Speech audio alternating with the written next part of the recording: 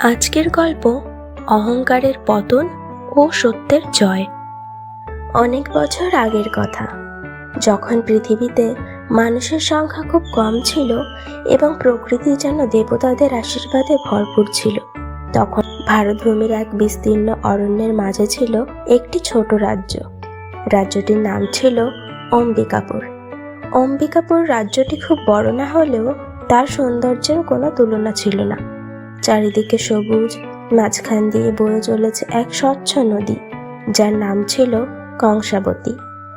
সেই নদীর জল এতই পরিষ্কার ছিল যে তার মধ্যে নিজের মুখ দেখলে মনে হতো যেন আয়নার দিকে তাকিয়ে আছি।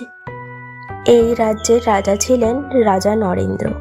তিনি ছিলেন ন্যায়পরায়ণ এবং প্রজাদের প্রতি অত্যন্ত স্নেহশীল। প্রজারা তাকে খুব ভালোবাসতেন, কারণ রাজা কখনো অন্যায় সহ্য করতেন না। কিন্তু রাজা নরেন্দ্রর একমাত্র পুত্র ছিল রাজকুমার আদিত্য। আদিত্য ছিল খুবই বুদ্ধিমান এবং সাহসী। ছোটবেলা থেকেই সে তলোয়ার চালনা, ঘোড়ায় চড়া, শাস্ত্রবিদ্যা সবকিছুতেই পারদর্শী ছিল। কিন্তু তার একটি বড় সমস্যা ছিল, সে ছিল ভীষণ অহংকারী। রাজকুমার মনে করত পৃথিবীতে তার থেকে শক্তিশালী, জ্ঞানী বা সাহসী কেউ নেই। রাজা নরেন্দ্র এই ব্যাপারটি নিয়ে খুব চিন্তিত ছিলেন। একদিন তিনি তার রাজগুরু মহর্ষি আত্রেয়কে ডেকে বললেন, গুরুদেব, আমার পুত্র খুব প্রতিভাবান, কিন্তু তার মধ্যে অহংকার ঢুকে পড়েছে। আমি ভয় পাচ্ছি এই অহংকার একদিন তাকে ধ্বংসের দিকে নিয়ে যাবে। মহর্ষি আত্রেয় কিছুক্ষণ চোখ বন্ধ করে ধ্যান করলেন। তারপর ধীরে ধীরে বললেন, মহারাজ, অহংকার মানুষের সবচেয়ে বড় শত্রু, কিন্তু শিক্ষা না পেলে কেউ তা বুঝতে পারে না। আপনার পুত্রকে জীবনের সত্য দেখতে হবে। রাজা অবাক হয়ে বললেন, কিভাবে গুরুদেব? মহর্ষি শান্তভাবে বললেন, সময় আসবে, তখন তাকে এমন এক পরীক্ষার মধ্যে দিয়ে যেতে হবে যা তার অহংকার ভেঙে দেবে। কয়েকদিন পর রাজকুমার আদিত্য শিকারে বের হলো। তার সঙ্গে ছিল সৈন্য আর মন্ত্রীদের সন্তানরা। জঙ্গলের মধ্যে হঠাৎ তারা দেখতে পেল এক বৃদ্ধ সাধু গাছের নিচে বসে ধ্যান করছেন। রাজকুমার ঘোড়া থামিয়ে হাসতে হাসতে বলল, এই বৃদ্ধ, তুমি এখানে বসে কি করছো? সাধু চোখ খুললেন। তার চোখে ছিল এক অদ্ভুত শান্তি। তিনি ধীরে বললেন, আমি ঈশ্বরের ধ্যান করছি রাজকুমার। আদিত্য হেসে বলল, ঈশ্বর? আমি তো দেখছি না কোথাও ঈশ্বর আছে। আমি তো মনে করি এই পৃথিবীতে শক্তিই সব। সাধু শান্তভাবে বললেন, শক্তি যার আছে তার মধ্যে বিনয়ও থাকা উচিত। রাজকুমার বিরক্ত হয়ে বলল, আপনি আমাকে শিক্ষা দিচ্ছেন? সাধু শুধু মৃদু হাসলেন। তারপর বললেন, একদিন তুমি বুঝবে। রাজকুমার আর কথা না বাড়িয়ে সেখান থেকে চলে গেল। কিন্তু সে জানত না, এই সাধারণ সাধুই আসলে ছিলেন মহর্ষি আত্রেয়, যিনি ছদ্মবেশে তাকে পরীক্ষা করছিলেন। কয়েকদিন পরে রাজ্যে এক অদ্ভুত ঘটনা ঘটল। হঠাৎ আকাশ কালো হয়ে গেল, ঝড় উঠল, নদীর জল ফুলে উঠল। মানুষ আতঙ্কিত হয়ে পড়ল। রাজা নরেন্দ্র রাজগুরুকে ডেকে বললেন, গুরুদেব, এ কি অশুভ সংকেত? মহর্ষি বললেন, এটি দেবতার পরীক্ষা। তারপর তিনি রাজকুমারকে ডাকলেন। আদিত্য এসে বলল, আমাকে ডেকেছেন গুরুদেব?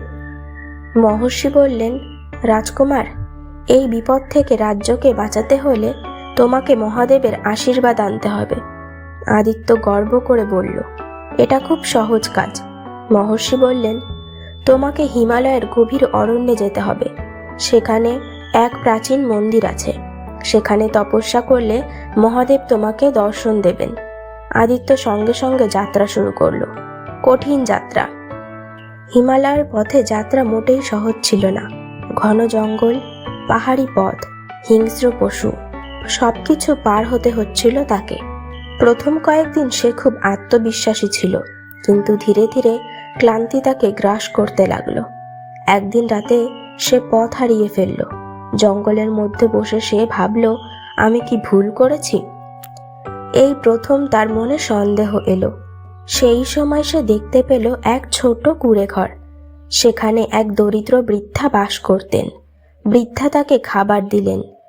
আদিত্য অবাক হয়ে বলল, তুমি এত গরিব, তবুও আমাকে খাবার দিলে কেন? বৃদ্ধা মৃদু হেসে বললেন, অতিথি হলেন ঈশ্বরের রূপ। এই কথা শুনে আদিত্য চুপ হয়ে গেল। সে প্রথমবার ভাবল, আমি এত ধনী হয়েও কখনো কাউকে সাহায্য করিনি। পরদিন সকালে বৃদ্ধা বললেন, বাবা, শক্তি শুধু তলোয়ারে নয়, শক্তি থাকে দয়ার মধ্যে। এই কথাটা আদিত্যের মনে গভীরভাবে ঢুকে গেল। সে বুঝতে শুরু করলো তার অহংকারই তার সবচেয়ে বড় দুর্বলতা। অনেক কষ্টের পর সে পৌঁছালো সেই প্রাচীন মন্দিরে। সেখানে বসে সে তপস্যা শুরু করলো। দিন গেল, রাত গেল, অবশেষে একদিন তার সামনে এক উজ্জ্বল আলো দেখা দিল। সেই আলোর মধ্য থেকে আবির্ভূত হলেন মহাদেব। মহাদেব বললেন, আদিত্য, তুমি কি চাইছো? আদিত্য মাথা নিচু করে বলল, প্রভু, আগে আমি ভেবেছিলাম আমি পৃথিবীর সবচেয়ে শক্তিশালী মানুষ, কিন্তু এখন বুঝেছি আমি কিছুই নই। মহাদেব হাসলেন। তিনি বললেন, যে মানুষ নিজের ভুল বুঝতে পারে সেই সত্যিকারের শক্তিশালী। তারপর মহাদেব তাকে আশীর্বাদ করলেন। আদিত্য রাজ্যে ফিরে এলো, কিন্তু সে আগের মতো ছিল না। এবার সে ছিল বিনয়ী, দয়ালু এবং জ্ঞানী। রাজা নরেন্দ্র তাকে দেখে খুব খুশি হলেন। মহর্ষি আত্রেয় বললেন, আজ তুমি সত্যিকারের রাজা হওয়ার যোগ্য হয়েছ।